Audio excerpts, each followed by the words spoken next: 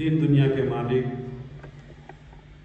पिंड ब्रह्मांड के प्रकाश, सर्वकला संपूर्ण, गरीब निवाज, बंदी छोर, परम इष्ट देव, जगत गुरु सतगुरु रविदास जी महाराज,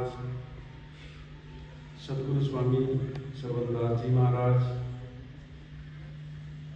धर्मगुरु श्री स्वार्थचंद सतगुरु स्वामी निरंजन दास जी महाराज, मंच पर विराजमान प्रकांड विद्वान, जवान के रसिया, रविदास याकूब कहे गए श्री 108 सुरेंद्र दास बाबा जी महाराज, महामान्यों उपस्थित गण बुद्धिजीवी, परम सत्कार्य गुरु प्यारे सासंगत जी, आप सभी को यथोचित जय गुरुदेव। बड़ा सौभाग्य है कि हम हर महीने की भांति संक्रांत के पावन त्योहार पर यहाँ दूर नजदीक से एकत्र होते हैं। आज भी भारी संख्या में यहाँ एकत्र हुए हैं।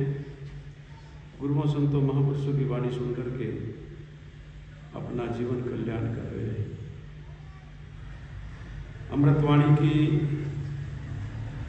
चर्चा कर रहे हैं, धर्म की चर्चा कर रहे हैं, गुरुओं संतों महापुरुषों की चर्चा कर रहे हैं। जगत गुरु सतगुरु रविदास महाराज जी विश्व में एक ऐसी शख्सियत हैं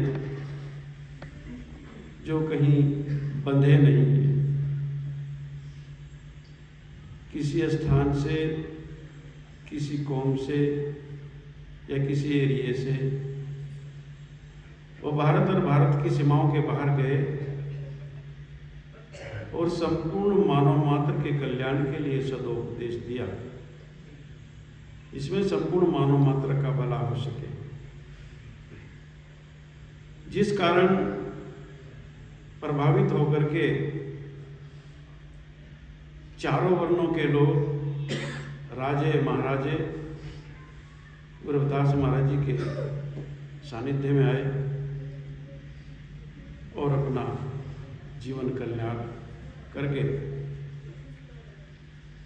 जगत गुरु सतगुरु रविदास महाराज जी की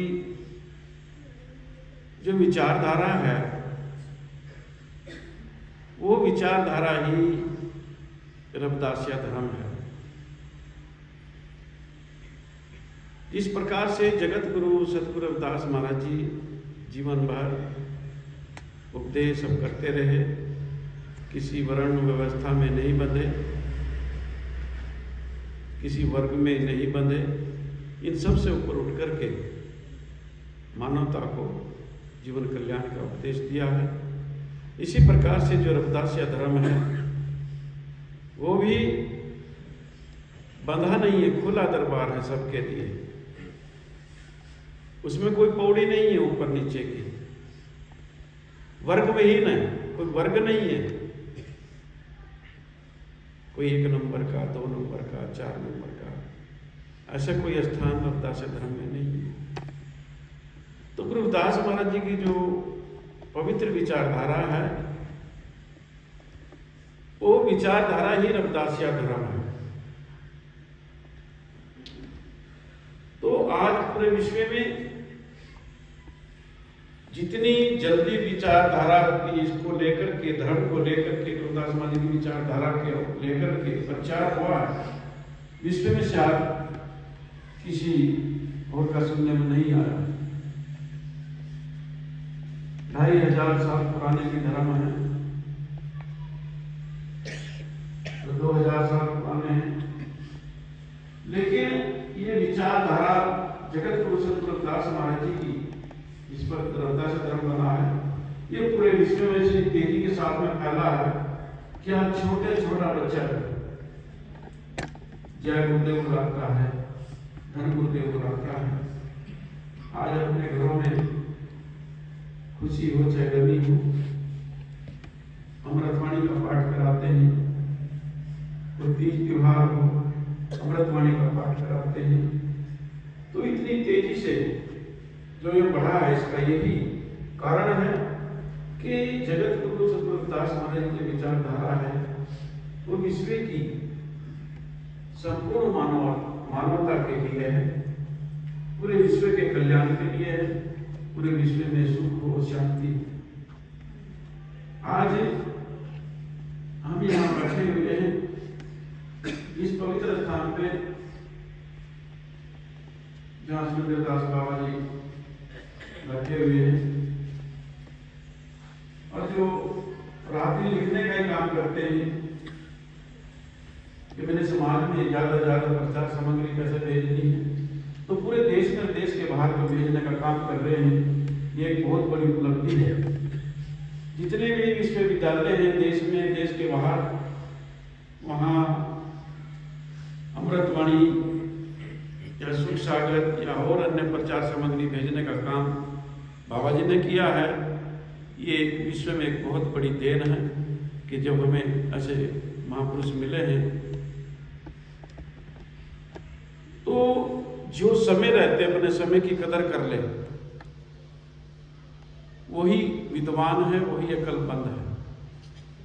समय रहते अपनी शक्ति को पहचान ले और उस शक्ति का लाभ ले ले, वास्तव में वही अकलमंद है। आज वो समय हम सबके पास है। हम अपने जीवन का कल्याण कर सकते हैं, अपने जीवन को सुखी बना सकते हैं। कैसे कि अपने समय का, अपनी शक्ति का सदुपयोग करके। आज हमारे पास में समय है, आज हमारे पास में शक्ति है, चल फिर सकते हैं, लेन देन कर सकते हैं, सत्संग में जा सकते हैं, सेवा कर सकते हैं, सिमरन कर सकते हैं, भजन बंदगी कर सकते हैं, जीवन का कल्याण कर सकते हैं। एक कहानी के माध्यम से समझना कि एक राज्य का ये नियम था कि जब राजा 50 साल का हो जाता था, तो 50 साल के बाद में उसको बांध करके बस्ती के बाहर पहाड़ी के नीचे जंगल में फेंक दिया करते थे। अब इसी प्रकार से राजा आते रहे, जाते रहे।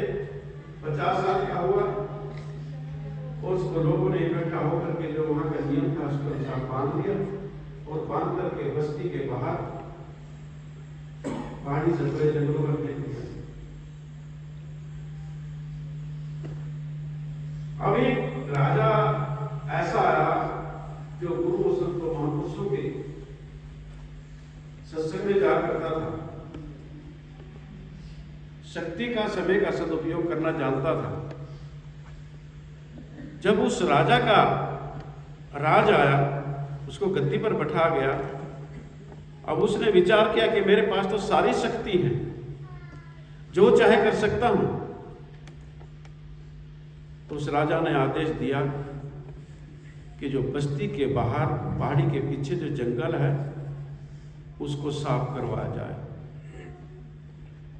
अब राजा का आदेश था, जंगल साफ हो गया। आदेश दिया कि जैसा महल राज यहां है, ऐसा ही महल राज जब उधर भी बना दिया जाए। इसी प्रकार का राज, इसी प्रकार का महल वहां बन गया।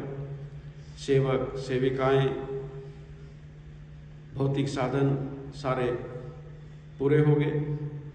उसने अपनी शक्ति का सदुपयोग करा राज पर बैठ कर के, कि उसने राज करते करते दूसरा राज अपना तैयार कर लिया। और जब उसके 5 साल पूरे हुए तो नियम के अनुसार उसको बांधने का समय आया। लोगों ने उसको बांधा और उस पहाड़ी के पीछे फेंकने का जो नियम था उसको वहां फेंक दिया। अब जब उसको वहां फेंक दिया तो वहां पहले से ही जो सेवक थे वो देख रहे थे, क्योंकि वहां भी तो राज इसी प्रकार से तैयार हो गया था। उसको उठा करके लेकर जाकर के गद्दी पे बैठा दिया। राजपाट वहां भी ऐसे ही चल रहा, जैसा छोड़ के गया था ऐसे ही मिल गया। तो जो जीव चाहे वो अपना कल्याण कर सकता है। वास्तव में हम भी ऐसा कर सकते हैं, हमारे पास भी शक्ति है।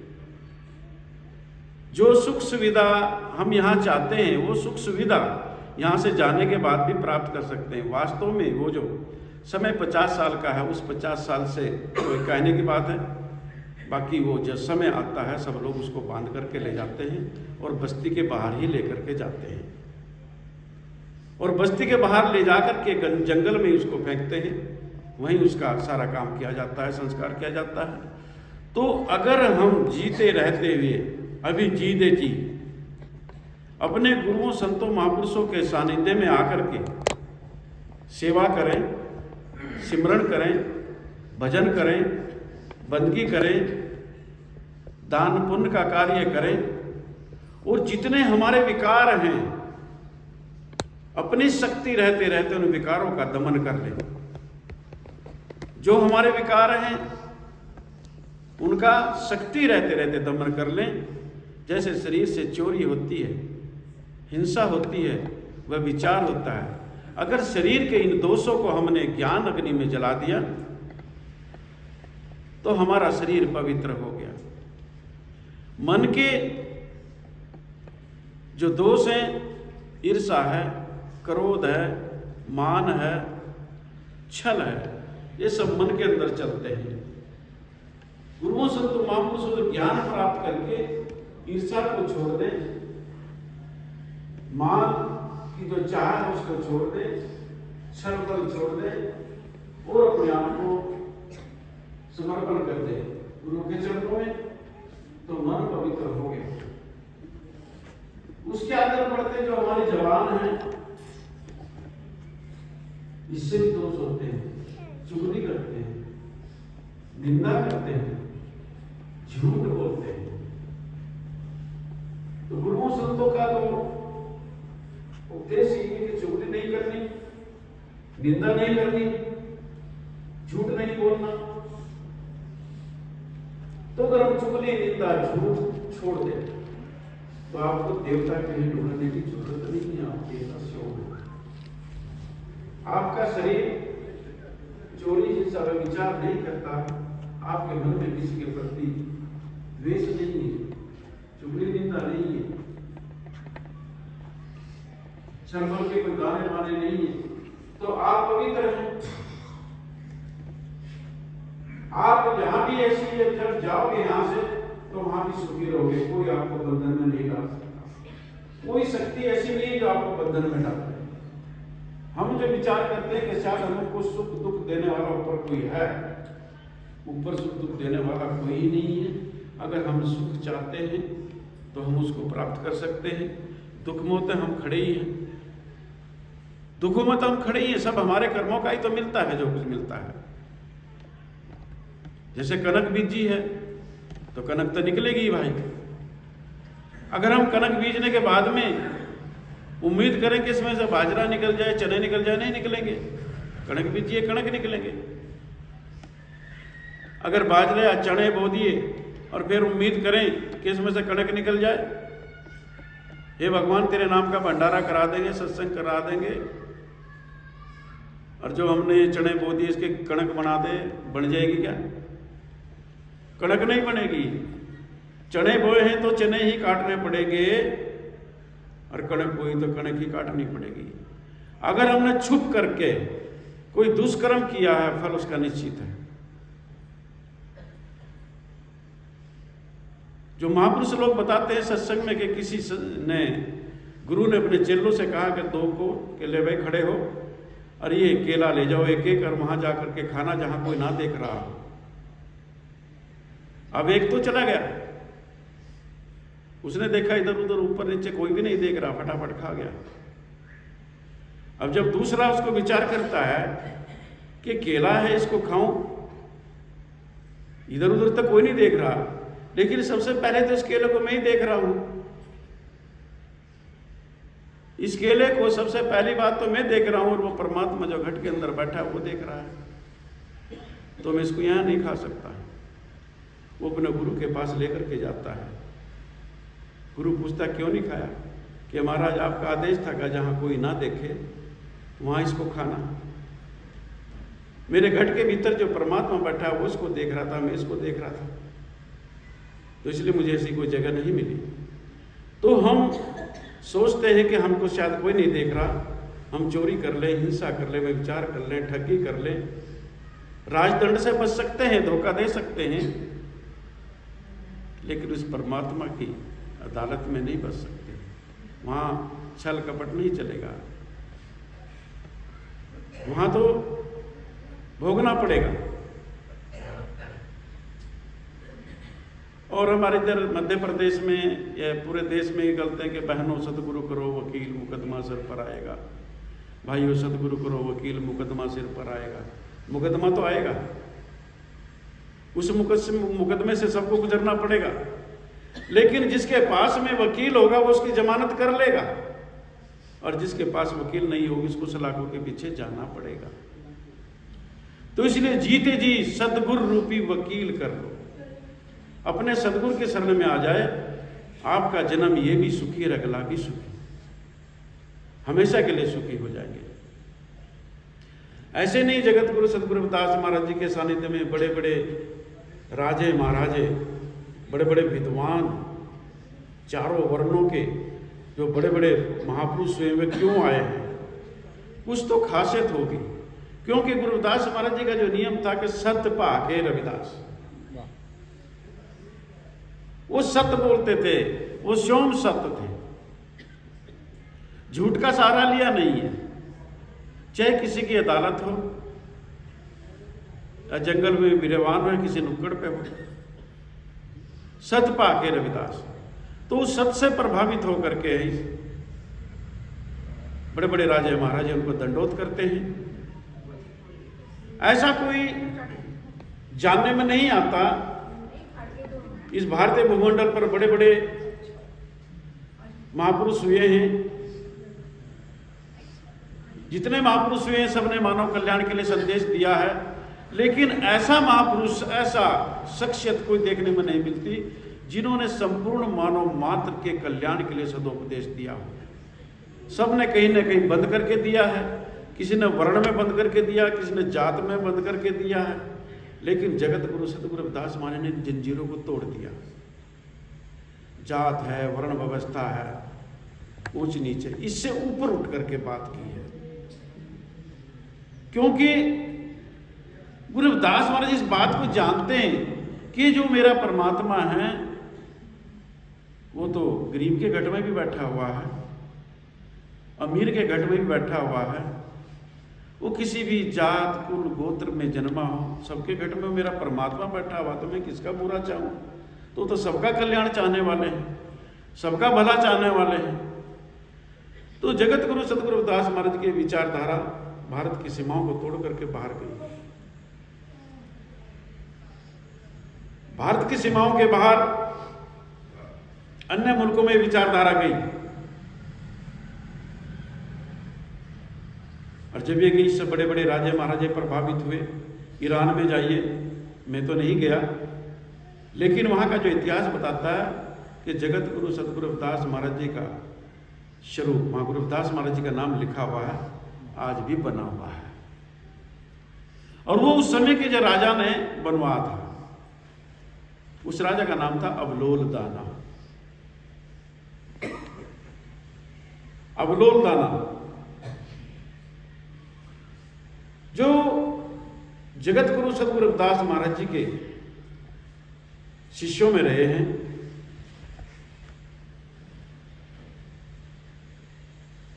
जब काशी के अंदर जो गुरु की बगीची थी, जहां इस समय गुरुद्वारा बना हुआ है, तो गुरु रविदास महाराज जी ने वहां सबसे पहले सम्मेलन किया था, जिसमें दूर दूर से संत महापुरुष आए थे।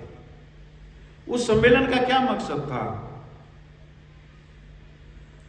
पूरे मानव समान हैं,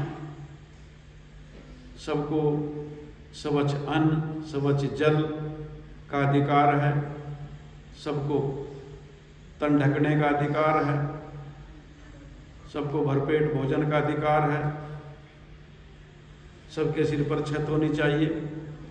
तो जब बड़े बड़े संत महापुरुष सब उस कार्यक्रम में पहुंचे, सम्मेलन में पहुंचे,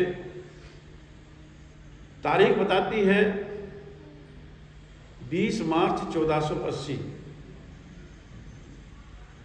तो जब जगत गुरु सतगुरु रविदास महाराज जी ने जो हम साखी पढ़ते हैं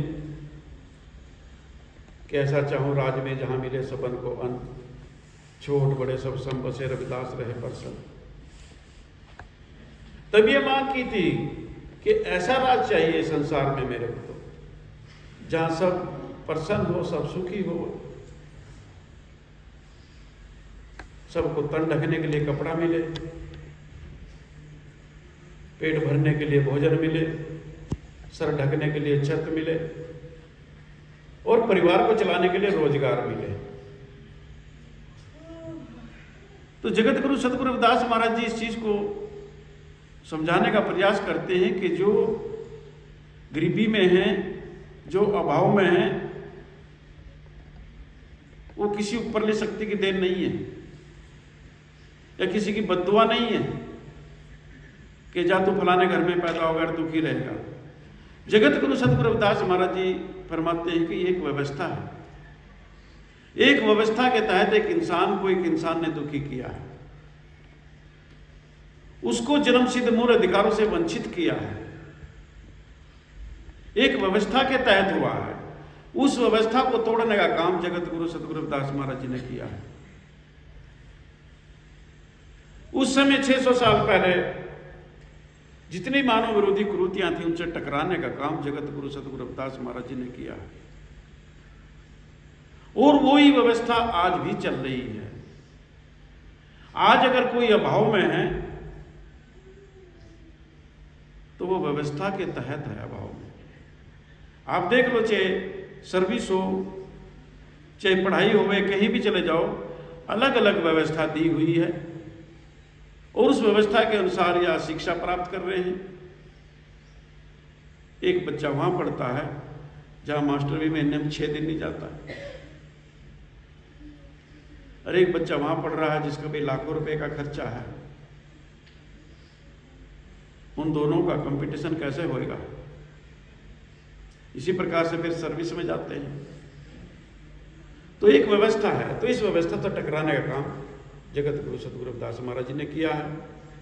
जितनी मानव विरोधी कुरीतियां थी, जात पात, ऊंच नीच, भेदभाव, वर्ण व्यवस्था, छुआछात, नशाखोरी, रिश्वतखोरी, जीवन भर इनका विरोध किया है, जिसको बाबा साहब जी ने भारतीय संविधान में उतारा है, दंडनीय अपराध घोषित किया है और जो पूरी मानवता के कल्याण के लिए संदेश दिया है, मानवता, समानता, प्रेम, भाईचारा,